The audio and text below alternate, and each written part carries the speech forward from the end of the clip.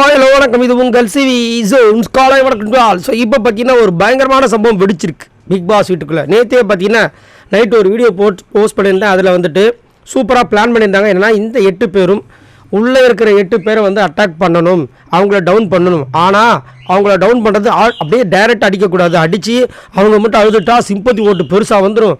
அதனால் அவங்கள டைரெக்டாக அடிக்காமல் எப்படி ஆப்போசிட்டில் அந்த கண்டஸ்டன்ட் ஆப்போசிட்டில் இருப்பாங்க பார்த்தீங்களா, அவங்கள ப்ரைஸ் பண்ணணும். அதேமாதிரி சௌந்தர்யாவை வந்து அட்டாக் பண்ணுறது ஆல்ரெடி சாச்சனா இருக்காங்க.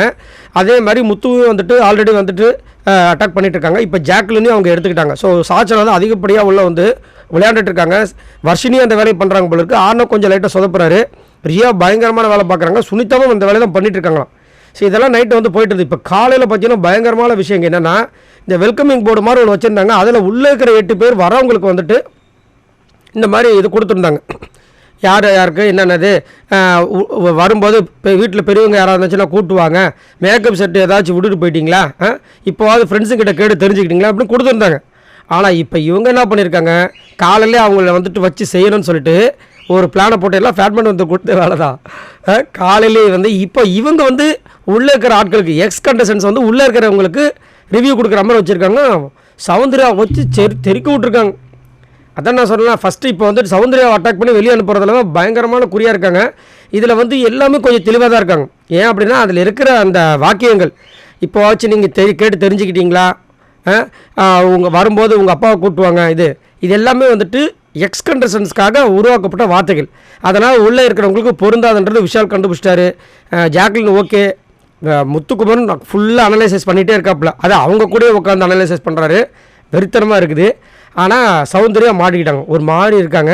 ஸோ இதனால தான் வந்துட்டு நிறைய அந்த ரூமர்ஸ்லாம் வருது போல இருக்குது. ஸோ சௌந்தர்யா எனக்கு தெரிஞ்சு இந்த வலையில் பயங்கரமாக சிக்குவாங்க போல. ஏன்னா நேற்றுலேருந்து ஃபுல்லாக குழம்பிருக்காங்க.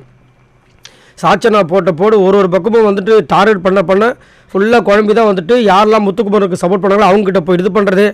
ஒரு நார்மல் காமெடியான டாஸ்கில் கூட வந்துட்டு அவங்களுக்கு முடியல. ஆக்சுவலாக அவங்கள வந்து சொல்ல தூண்ட வைக்கிறாங்க இந்த 8 பேர். அதனால தான் அந்த முத்துக்கொட்டையை காலி பண்ண அப்படி இப்படின்னு பேசின விஷயங்கள் எல்லாமே.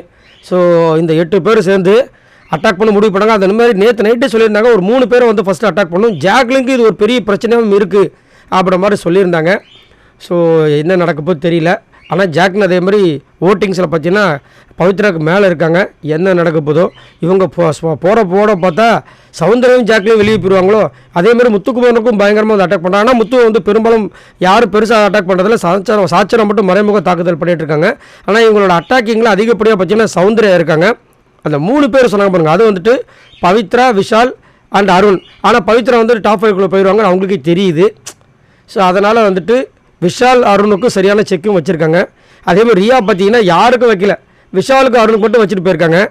என்ன நடக்க போது தெரியல. சரி, நீங்கள் உங்களோட கருத்தை சொல்லுங்கள். முதல்ல இது வந்துட்டு ஒரு மூளை செலவு, இதனால் எதுவும் நடக்க போகிறது கிடையாது. பட் இதனால் வந்து யாராவது வந்துட்டு ஒரு வலையை விரிக்கிறாங்க, யாராவது மாட்டுவாங்கன்னு பார்த்தா அதில் கண்டிப்பாக சௌந்தர்யா சிக்கியிருக்காங்க. பாவமாக இருக்கும், மூஞ்சியும் சரியில்லை. அது ஏன்னா அவங்களுக்கு ப்ளஸ் பாயிண்ட்டே அந்த க்யூட்டான எக்ஸ்பிரஷன்ஸும் க்யூட்டான ஃபேஸ் தான். அந்த க்யூட்டான ஃபேஸும் ஓடி போய் 2 வாரம் ஆகுது. என்ன பண்ணுறது தெரியல. சரி, உங்களோட கருத்துக்களை சொல்லுங்கள் பாய் நண்பர்களே.